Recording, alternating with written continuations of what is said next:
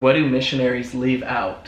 Mostly everything. I cannot quite explain like the degree to which I was convinced that the Mormon church was true. Zelf. On the shelf. Hi guys. For those of you who don't know, I joined the Mormon church when I was 17 years old and I left it when I was 22 years old after finding out that it was nonsense. We asked you guys on Instagram if you had any questions for me about my experience converting to Mormonism, and we're gonna, or I guess I'm gonna answer those questions in this video. I will be your collective voice. I don't want to do the video alone, so like, Hannah, you ask me the questions. I don't do well in solo videos. Did you ever think, maybe this is a cult? Yes.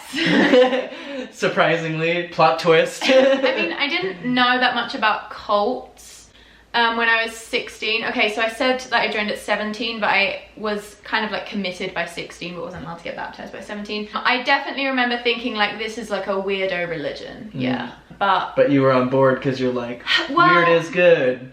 Well, no, it was kind of one of those things where in the beginning I was like just learning about it because I was interested because my friend was Mormon, and that was kind of how I came to meet with the missionaries to begin with. And I was like, oh, I'm just taking these like lessons to learn about my friend's religion. I'll leave a link to my why I joined the Mormon church video down below because that'll have more info in it, but I'll try and do a good job kind of answering these sort of quickly.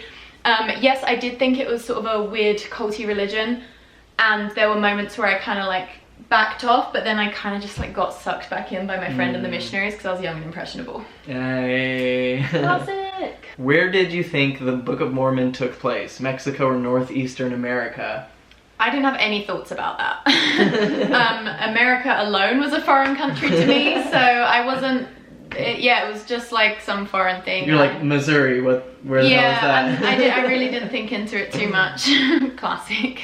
Did you know any of the anti-Mormon history? Did you ask the missionaries about it? I remember one of my friends sent me a message saying that Brigham Young had a bunch of wives, but I think by the time she sent me that, I was already in too deep. And then I think I asked a missionary about it, like someone who taught me previously that was now home, and he was like, oh, that's just anti-Mormon stuff, don't listen to it. And I was young and impressionable, a theme that you'll notice throughout me answering these questions. So I didn't really think too much into it. I was just like, oh yeah, it's the true church, of course people would try to attack it. I don't know. So no, I didn't really know any anti-Mormon stuff. Sorry to make this about me, but it's just funny that like in our mission, the most people that we baptized were young people, and young people are the most likely to be converted to a religion. Yeah. Because they haven't developed critical thinking skills, haven't like seen enough of the world, and like often come from like you know, some kind of discordant family situation. Or... Yeah. So, but interestingly enough, and like. I use the word intellectual loosely, but they say that intellectual late teens are the most likely to join cults, which seems counterintuitive because you're like, well, if they're intellectual, then... Because they have to be intellectual enough to see the problems with other things, and then it's like it gives them the answer. To even have the desire to like want answers, I guess? I don't know. I mean, like I was obviously like still dumb as shit, but I did get good grades. I was smart, technically, in some ways. Do you regret converting to Mormonism? Do you think living without it would have been better? No, I don't regret it at all, because the experience of, you know, developing this really solid, firm worldview, and then having that shatter, realizing that I can hold beliefs or, you know, kind of be brainwashed into developing beliefs that are false, that whole experience of going through a faith crisis made me so much smarter than I think I would have been without it. So yeah, I could have not joined a religion and like not developed those batshit crazy views, but there still would have been ways that I would have been attached to sort of my own conditioning, or like still unable to get outside of my conditioned patterns of thinking. So just the experience of having my entire worldview blown to smithereens has made me a more critical thinker, has made me, it's just... A more compassionate person. Yeah, certainly. For sure. I understand the world better. I mean, I'd definitely be on a completely different life path, and it's like impossible to really say what could have happened. Like maybe it would have been better, I don't know, but I really like my life. I like the things I've learned through this experience. I feel like I'm definitely wiser than I would have been otherwise. I'm definitely more aware of how we can just all fall into like cognitive traps and like believe in fallacies and like stay too rigidly attached to our own conditioning, stuff like that. And you forgot the most important thing. And I met Tanner. Your best friend in the world. Thanks, he's right there. How did your friends and family react? Were they afraid it was a cult? Yes. My mom didn't let me get baptized for like a year, and then she was like, fine, you can do it. She was just like, she'll do it her way. My friends were just, I think, a bit weirded out, like, what the fuck is happening to Sam? I think they thought I maybe was like trying to get closer to our Mormon friend, or like maybe people thought I had a crush on him, which I never did. Something like that. But they all were like decently understanding, to be honest. But yeah, because they all really loved our Mormon friend. But yeah, I'm sure they were all like so weirded out. I just turned into this cult member within the space of a year. Always so fun when a friend does that. How much influence did super hot 20-year-olds in suits and name tags have on your decision? I would like to say not at all, because but I do think like with anyone joining Mormonism, I don't remember having like a crush on the missionaries or it being anything like that, but I think just like getting attention from missionaries, like they're interested in your life, it's very like focused attention, and obviously that's like what attracts people to stuff like that, is like the, you know, people act like they care about you and they love you, they take an interest in you. So yeah, I mean, I feel like that probably did play a role, yeah, and I was like easily swayed. And the fact that they were American as well, or I think one of them was German, but you know, the fact that they were foreign as well almost like makes them more like credible. An exotic appeal of some Yeah, kind. because I feel like if it had been like the equivalent of their personality type, but a British person, I would have been like, what a fucking weirdo. But like, something about them being foreign, I don't know, it's weird. The credibility we give to people just because they have different accents. Are you still married to the blonde guy? No. Before converting and taking meetings with the missionaries, what was your opinion of Mormonism? Of the character Mormon, nothing. Of Mormonism, I didn't really know, I hadn't heard of Mormonism until I was 15, and I found out what it was because I found out that my friend, who I'd been friends with for a couple of years, was Mormon. We weren't like super close, I don't think. I found out he was Mormon because he didn't want to audition for the play Godspell. And that, for whatever reason, like suddenly brought it to this, like we all then found out, oh, he's Mormon. Like we like didn't really coming know. out as a Mormon? Well, no, we just sort of, it wasn't like a big thing. Like, I don't think he was like, he definitely wasn't like trying to convert us or by telling us about it. You know what I mean? He fit in really, we had no idea he was religious. So I hadn't even heard of Mormonism until I was 15. And then I was just like, oh, my friend is in like this random religion. Man, church is different you don't over there. hear of, yeah, nobody's heard of it. I think there was a joke in Friends about it, where Rachel's like pregnant and doesn't want to tell the guy she's going on a date with that she's pregnant, so she's like, what's the best excuse I can give for why I'm not drinking? I got so drunk last night that I'm still a little drunk. I'm a Mormon. And then everyone in the show's like, but even then I don't think it even registered as a thing. It was just like, oh, some American joke. Did you know about garments/endowments at first? No. That was later, they're like, by the way. By the by. Yeah, they don't tell you about that. Did you ever feel marginalized because you were a convert instead of BIC, which I presume is born in church? I'm assuming like they're kind of talking about when I was at BYU Idaho, because obviously in England, like, there's not enough Mormons for that to be a thing. So yeah. Obviously not in England. At BYU Idaho, I honestly just felt special because I was British and a convert, and people treat you really nicely because of those two factors. I remember there would be some things that people would say in like religion classes at BYU Idaho that I'd be a bit like, that's kind of like forgetting that there's also people that joined, you know. But I think I always just saw myself as a bit, like, it made me feel special rather than marginalized. I don't think being like a like a blonde British white girl really makes you that marginalized. Really ever. But Top of the food chain. you're really up there, yeah. How weird are the portions of LDS doctrine that are influenced by American culture for others? Yeah, they are weird. That was a big thing, coming to America and realizing how America-centric it is. Like, before I came, America wasn't really a big part of what the religion was to me. And then I moved here, and then like I would hear more and more out here about how you know, it was because God has had to establish America and free everyone from the British so that this church could be established. And suddenly I'm like, oh, okay. All right. I just kind of go along with it. But yeah, that's not really a narrative they're talking about much in England, unsurprisingly. They're not like bitching about their own country, being like, thank God the Americans got away from us. Yeah, it's way more ethnocentric here. Like, America's like we know the church is American in England, and I think there is a little bit of like idolizing America for that reason, especially Utah, and you know that like, oh, wouldn't it be amazing to live in Utah? The capital. Yeah. But yeah, the American side of it wasn't a huge thing. The great disappointment for anyone who undertakes it. I'd always heard that from people. It's like, if you move to Utah or you work for the church, it'll be a testimony. Yeah. Damager. I could see that. Weird. I remember stuff like when we would sing like a bunch of hymns about America, like on 4th of July, I'd be like, what is happening? Like, why is this a thing? And I kind of just accepted it as like a weird quirk and not a core part of the religion. But then the more politics has kind of gone on since I've left the church, and I've seen like the ties between like republicanism and Christianity in America. Like, it's all just been a real eye-opening experience and realizing how interwoven everything is. And no religion typifies like Americana Western spirit like Mormonism does. What did you think about the temple ordinances performed for the first time? Do you think that means like baptisms for the dead, or like beyond that? Probably all of the above. See our temple video? I think I like had a good time the first time I went and did baptisms for the dead in the London temple, because it was like I got to go with my friend. So it was like my Mormon friend and then also his sister, who I was really close to. I didn't think it was that weird, the baptisms thing.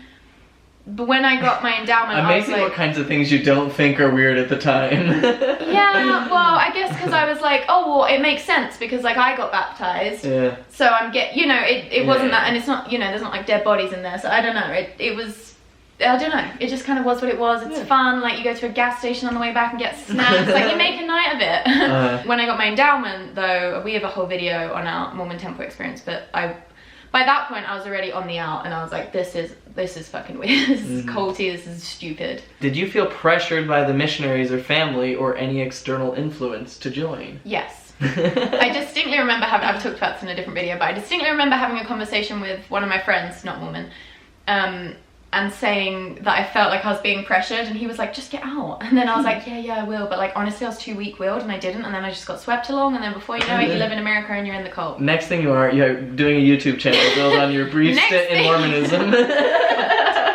What a life trajectory. The hero's journey. Yeah. It's funny though that I like knew I was being pressured. But then, like, by the time, you know what I mean, you kind of rationalize it because you're like, oh, but they like really believe, this thing is so true. Because the whole thing is set up. Did you ever feel left out by being the only member in your family? I don't know about left out, because, I guess I possibly was like, oh, it'd be nice if my family was Mormon too.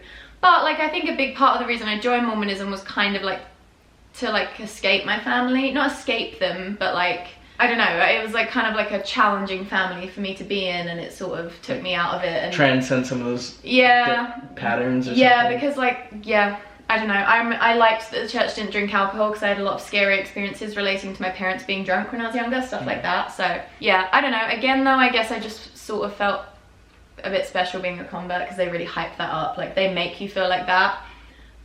When you join, like the London mission president came to my baptism, and everyone would always be like, you're so, like, everyone love bombed me so hard. And I get it, because like most of the people that join the church in England are weird, as like just kind of down on their luck people who are just so grateful that anyone's taking an interest in them. I guess I was that too in a lot of ways. But I was this like relatively normal teenager who was like decently intelligent, like, I don't know, that probably they thought would be a good wife to someone, like, it's mad. Imagine back in the day when you had to cross America in a hand cart and then find out that everyone is trying to marry you. Yeah, people are like, the pioneers wouldn't have done that unless it was true, and I'm like, well, I did the modern version of that. Like, anyone can be brainwashed into anything, trust me. Do you regret converting to the church? I guess we already asked that one. Did people tell you changed your mind when you were more spiritually mature? like when I joined, people would tell me, like non-Mormons would tell in my life would tell me, you'll change your mind. Well, nobody used the phrase spiritually mature in England. Like that's a that's oxymoron. Yeah. There were people that thought I'd grow out of it, yeah. And I was like, never! It's not a phase! It's not a phase, Mom! Yeah, no, I distinctly remember being like, my mom thinks it's just a phase, it's not a phase. Do you think you would have stayed in so long if you didn't go to BYUI? I have no idea. It's hard to say because I feel like I got out because of you, but then I also did possess all of the critical thinking skills necessary to leave. Like at some point. Yeah, but I could imagine the journey being a lot rougher with that, because I don't know, it's kind of nice that you left, and it just that our relationship really kind of accelerated it all for me. But then I don't know, because it's like, yeah, I didn't grow up in it, I didn't know a lot of the stuff, so as soon as I did find out the stuff, it was instantly like, you know, it wasn't like people that grow up in the church kind of grow up hearing about this stuff like in the background, whereas a lot of it for me was like, shit, like that's really new. So even though I like vaguely knew about polygamy at a certain point and stuff like that, like it wasn't the same. I hadn't spent my entire life hearing like, yeah, there's all this information that's negative about the church. Like I didn't really know about it in the way that you guys might, or I hadn't had to battle against that my whole life. So it was like, as soon as I encountered it, I was like, oh, okay, it's not what I thought. You know, there wasn't as many layers of conditioning as a member of their whole life would have. It's hard answering these questions because like every single one could be a whole big thing, and I'm trying to be quick. Would you have considered moving to the United States if you hadn't converted? No. Never. I mean, never say never. Like something in my life could have happened. Maybe I would have done a university program that had a study abroad. I don't know, but yeah, no. Can you describe your culture shock in detail? Well, the main thing that was shocking when I came to BYU, Idaho, was mostly just that the Mormons weren't as like rigid as I expected them to be. Because I was like very brainwashed, and I thought, I talked about this in a different video, but I thought, well, I've only been a member for a year, and so these people have had their whole lives with this stuff, so they're going to be so much better than me. But what I found was that most of them are like worse than me, and I say like better and worse honestly just in terms of like following rules, or like whether they do a 24-hour fast or like just skip breakfast, you know, shit like that. But yeah, I remember just being like, oh, people weren't as faithful as I expected them to be. They sort of took it for granted. Yeah, also going to BYU Idaho was weird because the school is so easy there, and I was like, this is a university. So that was strange. Everything was very American, like just everything, but I thought it was cool for the most part. School was weird though, but I was happy because it was easy. I don't know. But I also got like a 2.2 GPA my first semester because I wasn't used to homework being a real thing. I was just used to doing like standard like nationalized exams every year. So I never did homework and I just didn't really comprehend that it would like become your grade, and so I did like really terrible at like this. I'd come from like doing A-levels in England, which if anyone's like from, I don't know, Singapore or England or whatever, A-levels are so hard, and like I, you know, did decently well in them, and then I went to this like terribly easy school and like did badly because it was just a weird shock. Yeah, the homework's the hard part here. Yeah. What do missionaries leave out? Mostly everything. All the juicy stuff. Yeah, I mean, everything. Like they really just give you like those basics, and then use like classic salesman brainwashing tactics to get you in. But they don't like really cover a lot of ground, do they? It's I mean, you've preached my gospel a million times. It's just like really basic stuff. It's just getting people to follow certain steps. Yeah. And integrate their lives into the church community. Yeah, I mean, they really don't tell you much at all. Just like, church was restored, don't drink coffee and tea. Get baptized. That kind of vibe. Yeah, honestly. What was the most regrettable thing you gave up to be Mormon, and what are you happy to have back? Tea. Wait. No, I mean, Sundays, thinking for myself, swearing is funny, just like having my own personality. My brain, I guess is the short answer. What was the hardest part about joining? What was the hardest part about leaving? Hardest part about joining. I don't know, maybe like family friend resistance, but I don't remember it being that hard. I didn't like register anything as hard at the time because it was something I wanted to do because I was, you know, it was like this answer I'd been looking for. Hardest thing about leaving, it's just hard having your entire worldview destroyed, and it's also really hard knowing that you were brainwashed into a cult and you chose it. Like for you and people that are born in it, there's this sense of, you know, you escaped, it's this freedom. It was this experience of having to go back to my family and be like, oh yeah, I'm not a part of that thing anymore, that, you know, that cult I was brainwashed into. I realized it's not true too. Because while I was a Mormon, I believed it so strongly that I didn't feel any like embarrassment about how crazy I was, because it was true. So then suddenly having to recontextualize everything and being like, shit, that's so embarrassing. Like remembering like the things I would share on social media, like wanting to convert people. I think because I was a convert, I had like this additional gusto, which we see with, you know, people like Kwaku who are converts, Al Fox, you know, you have this extra energy for it. Yeah, realizing that was all very cringy and nonsense is weird.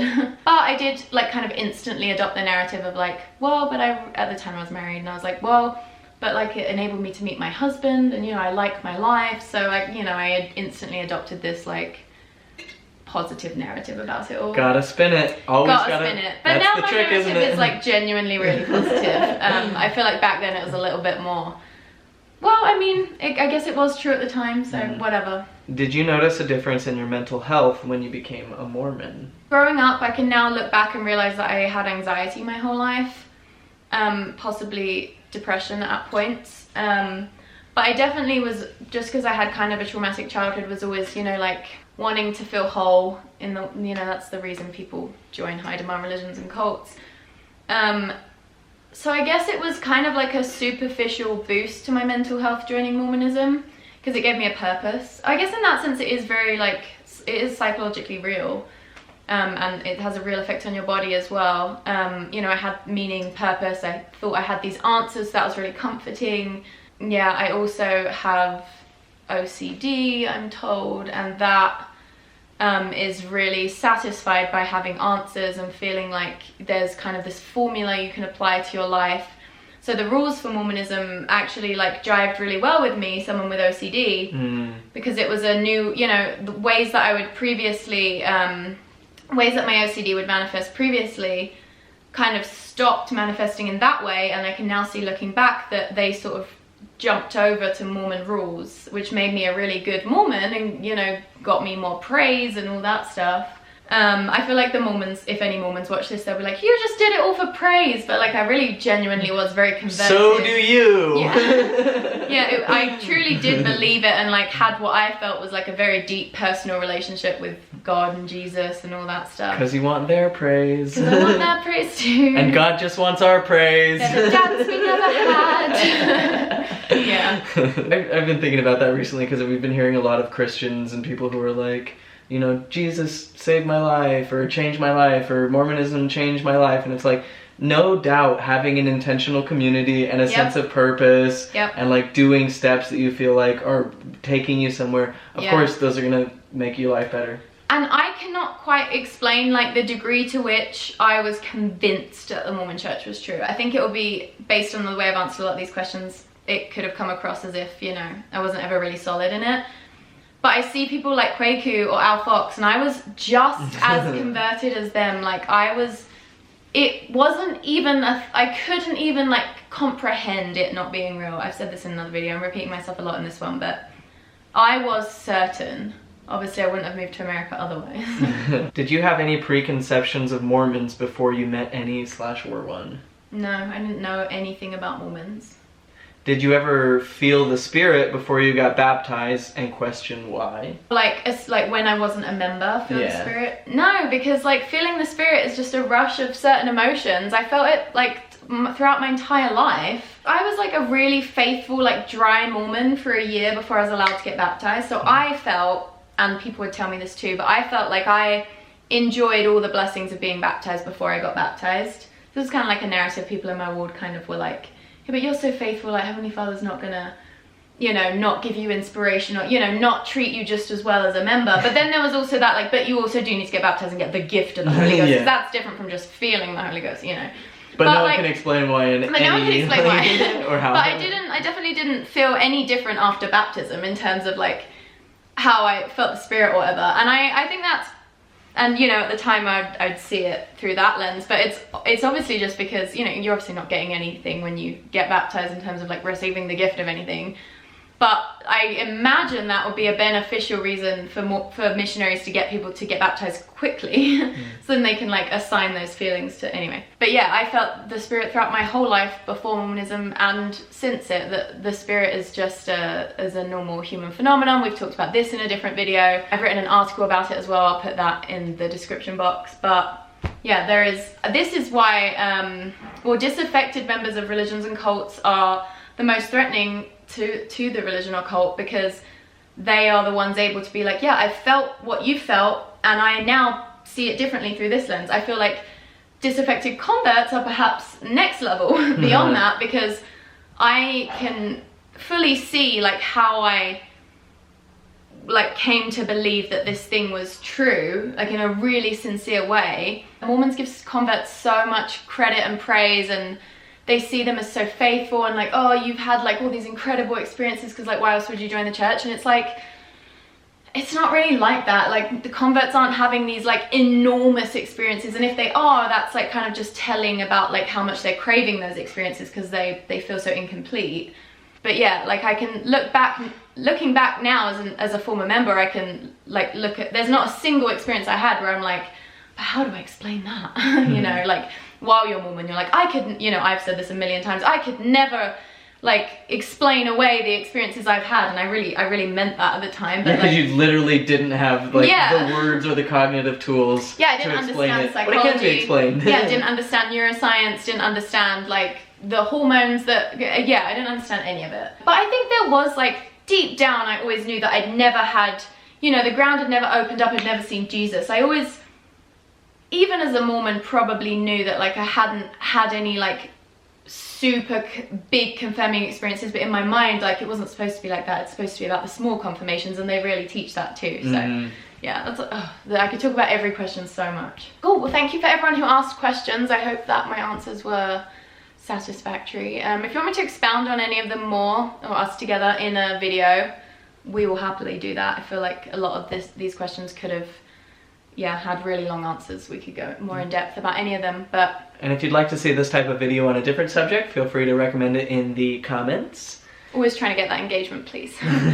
Please like this video if you liked it, and if you are subscribed, will you click the notification bell for us, because we have heard that... Just one little thing, one little chore. Can we leave you with a little chore? It's a tiny piece of homework, we really need it. Every YouTuber has been telling their subscribers to do it, because apparently the way it's changed, you don't always see the people you're subscribed to's videos, blah blah blah. We also have a Patreon if you want to support that. We'll leave the link down below. Thanks for being here.